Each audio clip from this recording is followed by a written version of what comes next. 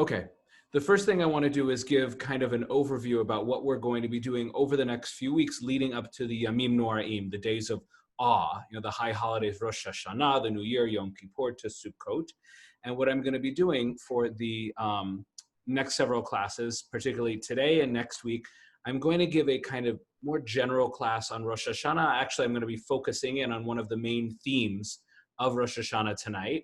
And then I'll do something similar for Yom Kippur. So these will be more thematic, but I'm hoping to expose everyone, hello Rita, to some new texts we haven't seen before, including myself. And then the final two classes of the month will be focusing on these specific prayers and texts of the Machzor.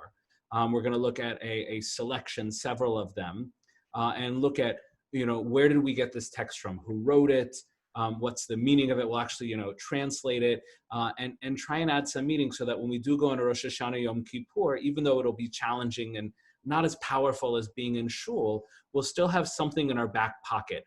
And maybe what I'll do is I'll put together some text or a kind of packet that people can print out or have available to add meaning, because it's possible to have a meaningful Yom Kippur, not in a 15-hour service, but in like one 1 hour reading something that's very deep. And I'm hoping to create that so people go in prepared to make it the best experience they can. So tonight, we're going to focus in, again, on one main theme of Rosh Hashanah, the Day of Judgment.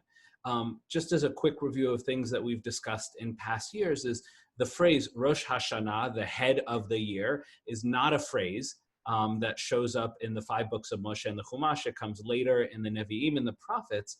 And we'll talk a little bit more about that as we go through the class, but it's not really any day called Rosh Hashanah. It's not a single day. It's more like a beginning of a period of preparation for a certain time of the year. But one of the biggest questions that we asked in the past is it's called the New Year, except it's in the 7th month of the year. The first month of the year is Nisan, around Pesach. So the question is, why wouldn't we have the New Year at the beginning of the year? And not only that, it's in the 7th month. And it's also known as Yom Harat HaOlam, the day of the creation of the world. So what was God doing for the first 7 months? And he only started creating the universe in the 7th month. And it's also known as Yom Din, which is the topic we'll focus on today, the Day of Judgment, which also we've talked about in the past kind of throws people off because they usually think Yom Kippur is the day that we're judged. That's the day we should be shaking in our boots, except the truth is Rosh Hashanah, when we're singing, blowing shofar, and eating, and we can eat, that's really the day to have fear. And as I mentioned a moment ago, part of the explanation for that is there's no one day of Rosh Hashanah. Rosh Hashanah is a period of transition from the end of one year leading to Yom Kippur, which prepares us for the following year. And that's the key to tonight. We'll see it said beautifully in a very relatively contemporary work about how this judgment is not a one and done deal. It's a kind of judgment that prepares us for the coming year, and that'll come out in the later sources. But the first source we're going to look at is because the idea of the creation of the universe and it being a day of judgment, those are not in the Torah. Those come out later in rabbinic texts, and I want to look at one of the earliest texts that starts to develop that idea. Where do we get the idea that Rosh Hashanah is the creation of the world, and what does that mean, the creation of the world? So Gloria, if you will go ahead and take, this is a midrash on the book of Vayikra, and there's 2 parts to it. Part 1 talks about this creation of the world, what that means, and then a short little appended one at the end talks about the Day of Judgment. So go for it, Gloria, please. It was taught in the name of Rabbi Eliezer. The world was created on the 25th of Elul. The view of Rav agrees with the above teaching of Rabbi Eliezer. For we have learned in the shofar benediction composed by Rav, quote, "Today is the day of the beginning of your handiwork, a memorial of the first day. It is a decree for Israel, a law of the God of Jacob," end quote. On this day, sentence is pronounced upon countries. Which of them is destined for the sword and which for peace? Which for famine and which for plenty? And each separate creature is scrutinized on this day and recorded for life or for death. Hence, according to this view, it comes out that in the first hour the idea of creating man entered God's mind. In the second hour, he took counsel with the ministering angels. In the third, he assembled Adam's dust. In the fourth, he kneaded it. In the fifth, he shaped him. In the sixth, he made him into a lifeless body. In the seventh, he breathed his soul into him. In the eighth, he brought him into the Garden of Eden. In the ninth, Adam was commanded against eating from the fruit of the tree of knowledge. In the 10th, he transgressed. In the 11th, he was judged. In the 12th, he was pardoned. Excellent, thank you. So there's a lot of interesting things going on here, but I want to point out, focus on two things. One is when the rabbis here are developing the idea and they're asking the question, how do we know? We have a tradition that the 25th of Elul, right before Rosh Hashana, is the anniversary of the creation of the world. How do we know that? And while there are texts, there are lines, verses in the Torah that talk about this holiday, they don't really hint at the idea of it being the creation of the world. So what they actually end up pointing at is earlier rabbinic texts. So that doesn't mean that the rabbis necessarily came up with it, but it clearly is an idea that developed in the rabbinic tradition. Because when they're saying, how do we get this rabbinic tradition that it's the creation of the world? We look back at a blessing written by Rav that says it's the beginning of creation. So it's a tradition passed down. And this is a lot about the whole oral tradition, how we believe that the Torah wasn't just what was written in the 5 books of Moses. There's also an oral tradition passed down. But the idea that it's the creation of the world comes out through the rabbis. The other thing here is that because it's an anniversary of creation, the moment God created the world, God had to make certain decisions. What will people do? Will they discover fire? Will they be a successful people? What will happen to my trees? What will happen to Pluto? And 2006, it won't be a planet anymore. Everything about creation, God judges, and the word judgment here essentially means deciding what a thing's fate will be. And one could go as universal as God decides how, 9.8 meters per second squared will be the rate of gravity of how fast things fall on Earth, to how intelligent and how much money somebody's going to make in the year 2021. Everything is decided. So the idea is that every year as we have an anniversary of creation, we essentially have kind of a reset button, and God decides what will then be the fate. Just as when you create something for the first time, you decide what's going to happen to it. When an artist paints a painting, he or she can decide what's going to happen. Will they sell it? Will they destroy it? Will they keep it? And then next year, they might say, you know what? This is the anniversary of when I painted it. It's been locked up in my house. Maybe this year I will sell it. I realized after all the things happened this year, it was a mistake to keep it. So God can look at our actions over the year and decide, you know what? This is the anniversary of creation. Let's start with a clean slate and start over again. So that's how I read it. And that comes out a little bit more. And Gloria, you can take this second source, which is just a direct continuation. And then Leonard, you'll pick up on a commentary on this. So Gloria, you can take it home. And again, this is continuation of the Midrash. Said the Holy One, blessed be he to Adam. This will be a model for your descendants, just as you stood before me in judgment on this day and left with clemency, so the future generations of your descendants will stand before me in judgment on this day and will leave with clemency. And which day is that? The first day of the 7th month, Rosh Hashana. Excellent. There's a beautiful Mishnah, which again is a very early source, written between the 1st and 3rd century. And it says that there are actually 4 days of judgment throughout the year for different things. Or there are 4 New Years for different things. Whether you have a contract that's 5 years, you do it based on that New Year. If you're a king and you say, how many years has he ruled? It's not every time a king hit 365 days. It's how many times the king is, it's like Monopoly. How many times you pass go, you collect $200. And some of those New Years are also about judgment. How much water you get is going to, actually, that's what Rosh Hashana and Sukkot are about. How much water we're going to get for the year, because ultimately the life and death of our nation was how much rain we would get, because the rain would affect the crops, and the crops would be how much food we have, trade, monetary success, everything. But again, this source number 2 here, the continuation, says that in the beginning, God decided the fate of mankind, and God gives us a new chance every year to earn a new fate, which is quite beautiful and consistent with the idea that we can, no matter how, talked about in this past, no matter how far we have fallen, through teshuvah, through repentance and good works, we can always change our fate. So any questions on that first source? And then Leonard, you'll read a beautiful commentary on it. And again, you can throw up your hand, and those who are only on audio, you'll have a chance to ask questions at the end. Beautiful. So this next source here, this is Rabbi Shmuel Idols, and the Maharsha is again an acronym like Morenu Harav Shmuel Idols. And he wrote one of, if not the most important and popular commentaries on the Midrash, which is really hard. In a halachic commentary, it's either kosher, it's not kosher, you can do it or you can't do it.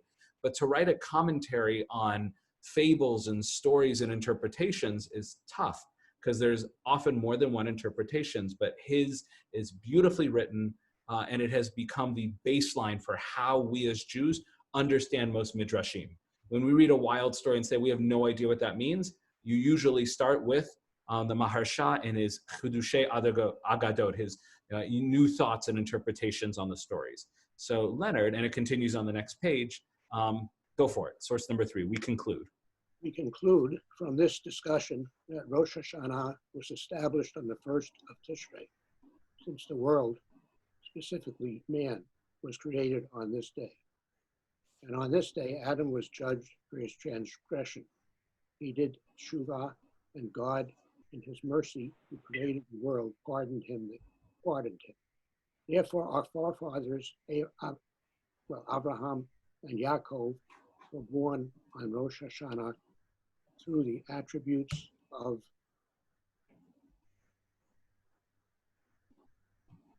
kindness and mercy, which is a sign to their descendants that they would be judged together with them through mercy. Excellent, thank you.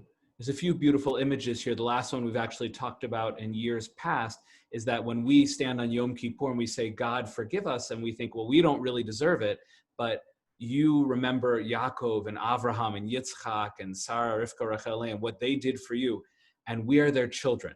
So this is kind of, nepotism is not the right word, but look, they earned your good grace. Can we still ride their coattails, as it were?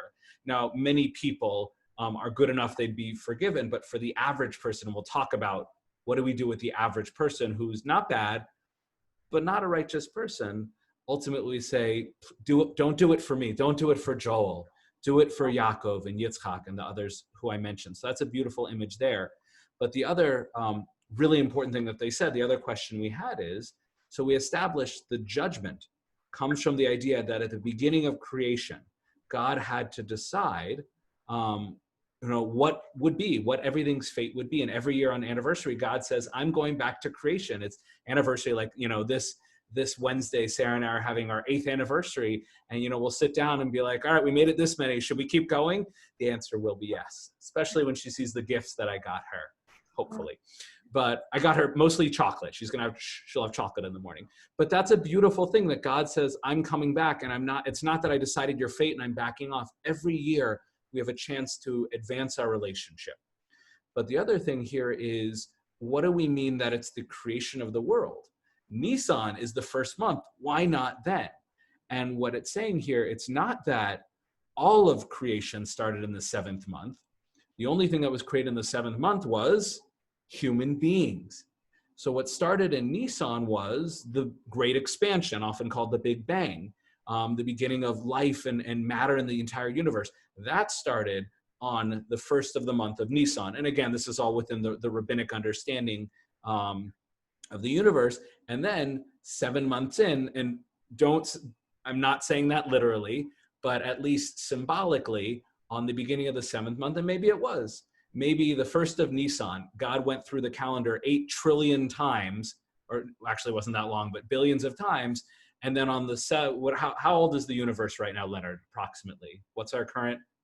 About 15 billion years old. So on the 15 billionth Tishrei, that's when God created man.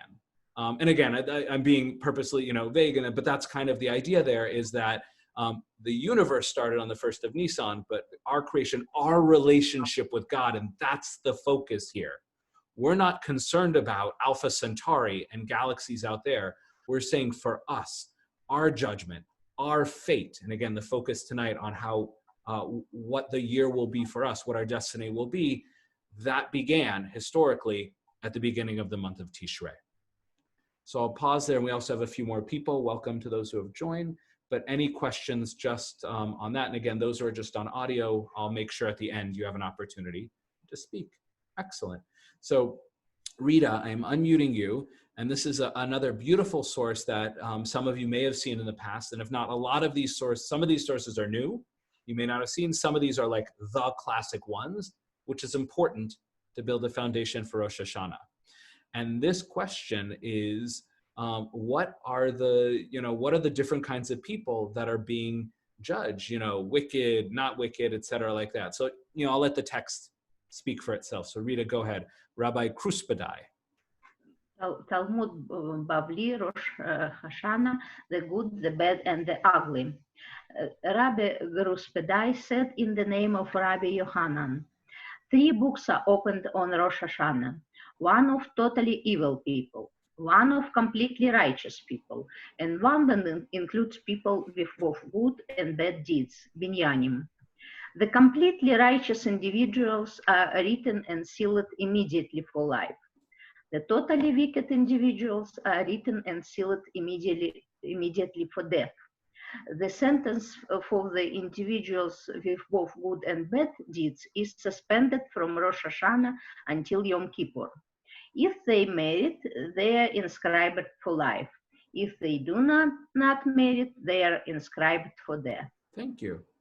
There's a lot going on in here. One is if someone says, oh, I've heard this idea that there's, the book of life and death. Where does that come from? Where's that written in the Torah? It's not. It's in the Talmud. So if you weren't familiar with that source at all, there's a very popular custom that on Rosh Hashana, 2 books are open, one for life, one for death. And those phrases aren't necessarily meant to be taken literally, because there's a debate. Does it mean literally a wicked person who's in the book of death will die, within a month? Or does it mean that when they go to the world to come heaven, they won't get to go there, they'll be punished in the next life? So we don't know exactly what it means, but this is the source for that teaching.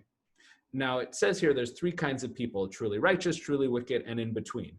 Now I know lots of people that think they're perfectly righteous and everyone else is totally wicked.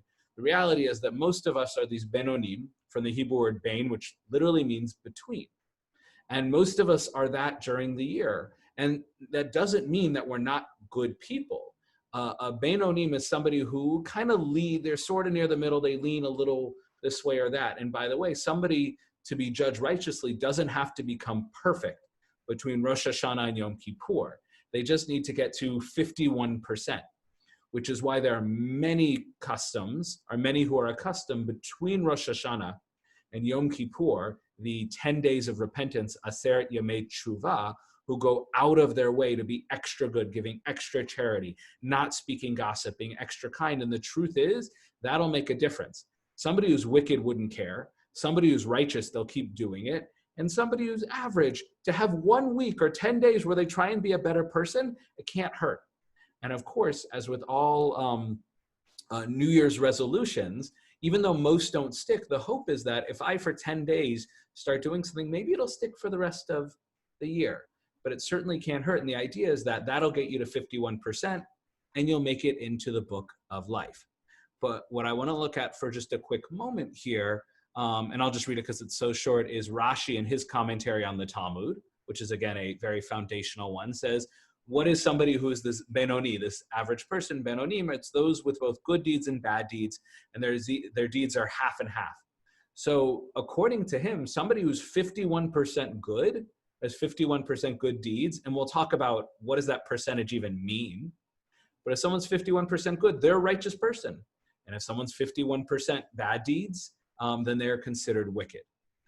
But now the question is, what does this mean to be 51% good? It's helpful to have numbers, but is that not arbitrary? So Tamar, I'm going to go ahead and unmute you, and we're going to look at 2 sources that speak about this. The first one is the Rambam in his Mishnah Torah, and someone asked me the other day, during the month of Elul, should I read anything? And the answer is yes. Rambam's Mishnah Torah, his laws of Teshuvah. in the chapters, besides talking about free will, he talks about all of the ways to make repentance. How do you know you've done it? What's the significance of it and our relationship with God? And it's all available online. There's a Moznaim translation available on Chabad's website. It's incredible. It's where I got this from. Check it out. It's a great read. But Tamar, if you would go ahead and take Rambam's Mishnah Torah, where he talks about how are our good deeds actually measured. Please. This reckoning is not calculated only on the basis of the numbers of merits and sins, but also takes into account their magnitude. There are some merits which outweigh many sins, as implied by the because in him there was found a good quality. First Melachim Kings 14:13.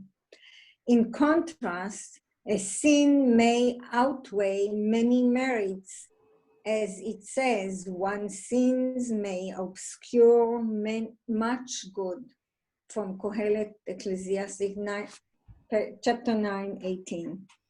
The weighing of sins and merits is carried out according to the wisdom of the knowing God. He knows how to measure merits against sins. Excellent, thank you. So part of the answer is the only one, God can do this. How is it possible to measure our deeds? God is able to because God can do anything. But that line there from Kohelet is beautiful. You know, one sin may obscure much good. I mean, that's not a good thing. But the idea that if I'm just like counting, if I, during the 10 days of repentance, every time I fulfill a mitzvah or do a good deed, I go to a sheet and I put a little check mark, it's not the point. The point is ultimately to try and become a better person, a better representative of God on earth.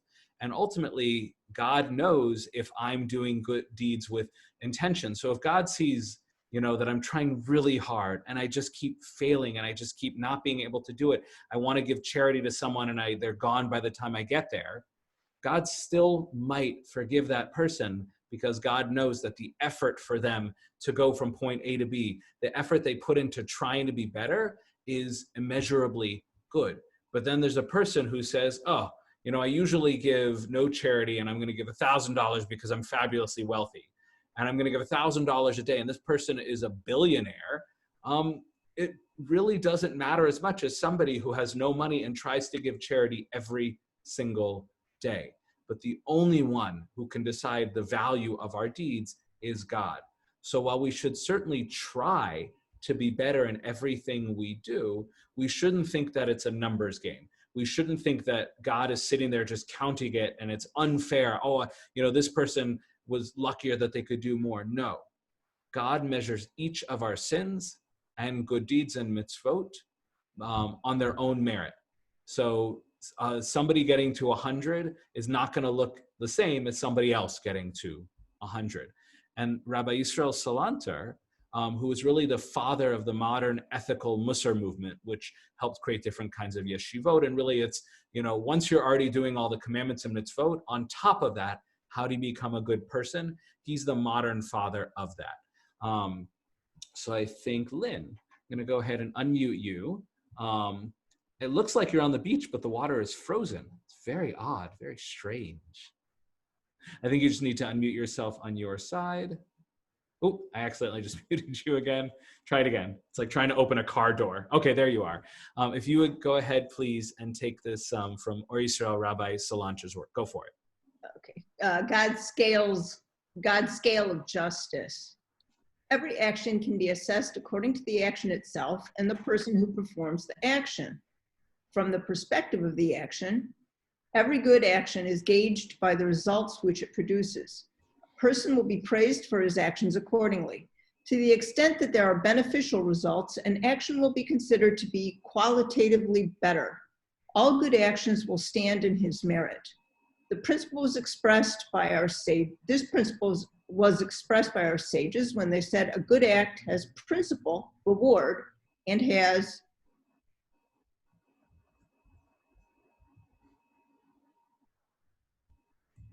fruit, meaning additional reward. A transgression has principle, meaning punishment, and has no fruit, meaning no additional punishment, from Kiddushin 40. And just a quick note there is that we could just that could be a throwaway line, be like, okay, fine, except that it's saying that with rewards, God not only rewards us, but will also give additional rewards. But with punishments, it's one punishment and done. So that's a sign in our tradition, our understanding is very merciful. And that's not the main focus here, but that's quite beautiful that while there are consequences, it's only what's absolutely necessary. But with rewards, God wants to heap them upon us. So I think it's just a beautiful little line from the Talmud that shouldn't be just glossed over. Go ahead, Lynn, continue, please. From the perspective of the person who performs the action, every good action is measured by the quality of the effort that goes into its performance. As our sages teach, according to the effort is the reward. Pirkei Avot, Ethics of the Fathers 5. And so too with every bad action, it is judged by the quality of the effort it would have taken to avoid it. The more difficult to avoid, the less severe the accountability.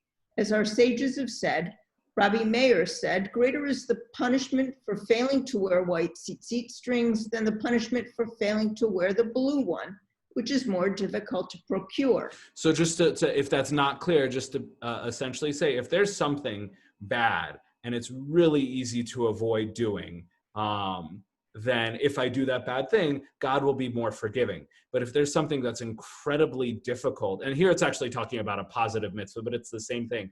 If there's a mitzvah that's really hard to do or a sin that's really hard to not do, and I succumb to something that it's really hard to not succumb to, then God will, did I say the same thing backwards? Basically, God is very, very forgiving. If it's really a challenge and I fail, if I fail the challenge, God is understanding. But if it's something that I should be able to do with no effort and I still mess up, then God won't be as forgiving. That's what I meant to say. Good. Go ahead, Lynn. To what can this be compared? To a king of flesh and blood who had 2 servants. He ordered one, bring me a seal made of plaster, and he ordered the other, bring me a seal made of gold. Neither of them listened and neither brought anything to the king. Who should be given the greater punishment? Surely the one who did not even bring the seal made of plaster. This is what Rambam, quoted in source number 4 above, means. No individual can estimate the consequences of his actions in order to judge the value of his mitzvot and transgressions according to what they will produce.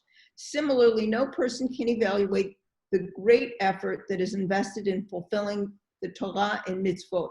I want to pause here for a moment and emphasize something that is so important and key to the entire experience of Rosh Hashanah. And it's essential, and I think Rabbi Salanta really brought it out beautifully. Every person on this call, every person in the world is fundamentally different. There are people who giving charity is so easy for them. There are people who really can't. It's really a challenge for them. There are people who speaking gossip, they no matter how hard they try, they just can't stop themselves from speaking gossip. And there are those who couldn't speak gossip if you put a gun to their head. And the point here is that on Rosh Hashanah, every person should strive not to be the best him or her, but to be the best version of themselves. So if everything's really easy for me and I put in 0 effort, I'm not going to get great reward for that.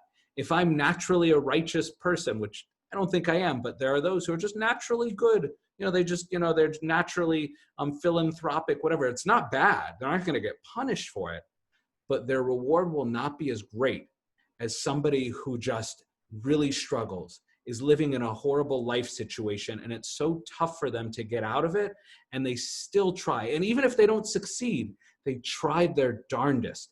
That person will get a far greater reward. And this is reflected in a beautiful teaching of the rabbis in the Talmud, that a Baal Tshuva, literally a master of repentance, somebody who was, not involved in their Judaism, not observant, and then becomes engaged and observant of their Judaism, nobody can stand in their place. Nobody is great as them, because the challenges they overcome are far greater than somebody who's just born into it.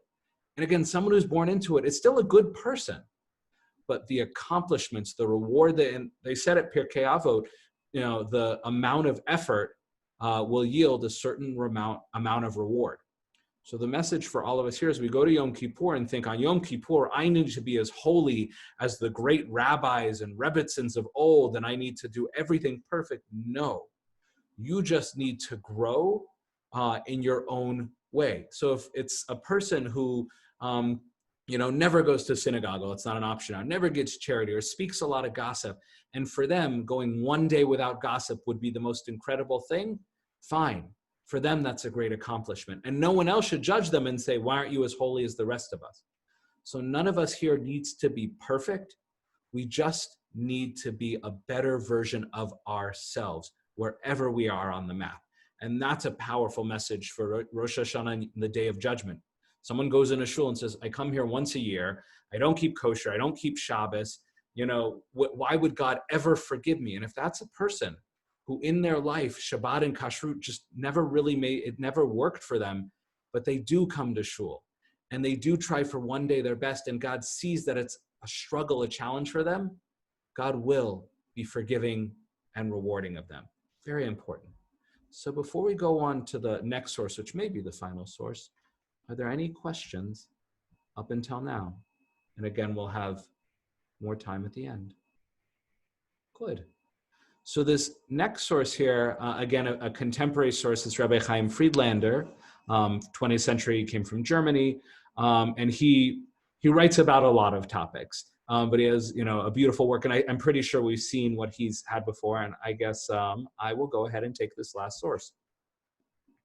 And the lead into this source is, again, when we approach, most of us, many people, approach the Day of Judgment as, what happened to me last year, that's what God's judging, all the things, and he's going to decide my punishment right now. Either I'm going to live to see next year, I'm going to die and I won't. And he turns it around and says, no. It's the exact opposite of that. The focus is not the year past. The focus is the year to come. And he has some beautiful imagery. I believe this is the last source where it comes out. Well, it is true that the past deeds of a person determine his judgment on Rosh Hashana, so they're part of the calculation. Nevertheless, the past is not the main focus, rather the future.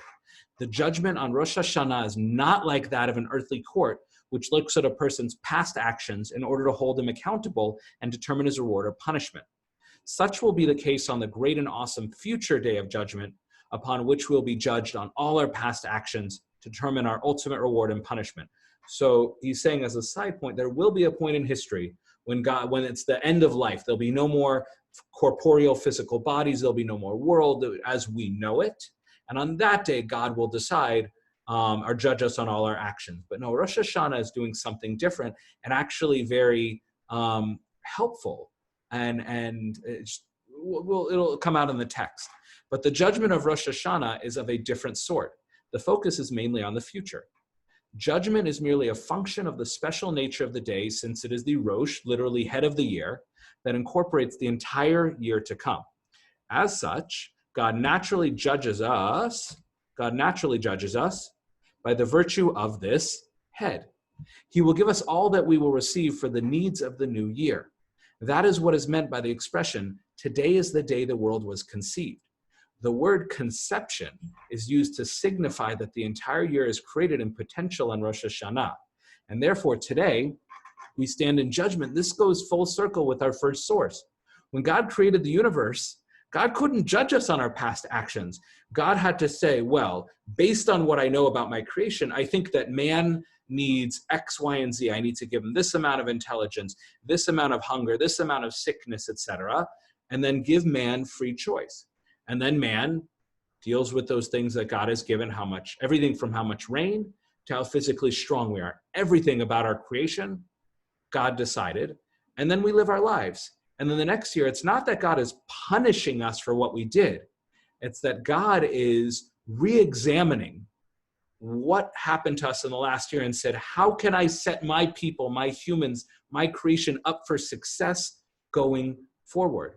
So the point is not, well, this person was really bad at charity and gossip, and they were abusive and harassed others, so therefore I'm going to just kill them. No.